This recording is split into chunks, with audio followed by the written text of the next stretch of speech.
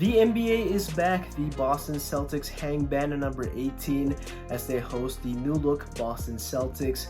Hi everyone, I'm Sebastian Fonseca, host of Spectator Sports, and in this clip we're going to be breaking down the opening night tip-off game between the New York Knicks and the Boston Celtics. But before we get into it, please do us a massive favor to help Spectator Sports grow, reach a broader audience. Please do us a massive favor to drop a like on this video, subscribe to the channel if you haven't done so already, and let's get into this matchup. What an opening night statement by the Boston Celtics. 29 three-pointers, tying an NBA record, and very nearly could have broken the record as they hit the 29 three-pointer with about 8 minutes left in the fourth quarter, but proceeded to miss 13 straight three-pointers, and they had to settle to tie the Bucks record from a couple of seasons ago. Now this was led by Jason Tatum. This was a magnificent performance as he had a tumultuous summer despite him winning a gold medal in Paris.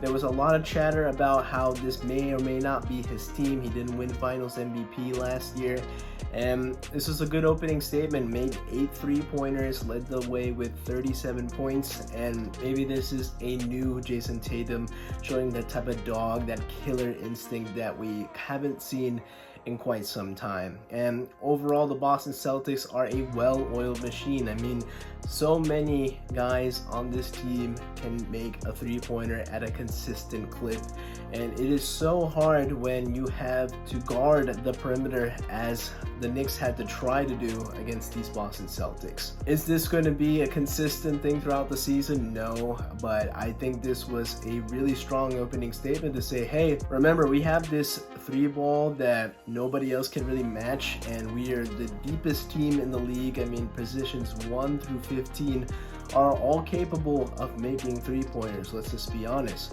And they don't have Kristaps Porzingis just yet. He will be coming back sometime soon. For right now, the Boston Celtics look like they are head and shoulders above the competition. And they hosted the New York Knicks. They raised banner number 18. And the Knicks come in sporting a new look roster. They made a couple of moves this offseason. We talked about the Cat trade and the McCall Bridges trade, and that was the main two additions, along with bringing back Jalen Brunson. Him taking a pay cut helped the Knicks round out the rest of the roster, and this was a measuring stick to see how this New York Knicks team can measure up against a great team like the Boston Celtics. And I understand there's going to be moving parts. This is an incomplete team. This is not going to be the identity that they have in April and the postseason onwards, but it was a dud of an opening statement and disappointment. We want this to be competitive, and frankly, this game wasn't even close to being competitive. Now, they do have another opportunity in February as they face the Celtics twice in that month, and I think there'll be a lot more games and a sample size to really dictate to say how these two teams stack up, and if they were to meet in the NBA playoffs, how that series would play out. But absolutely thinking right now, after this statement win, the Celtics are heavy favorites to win the 2025 NBA title.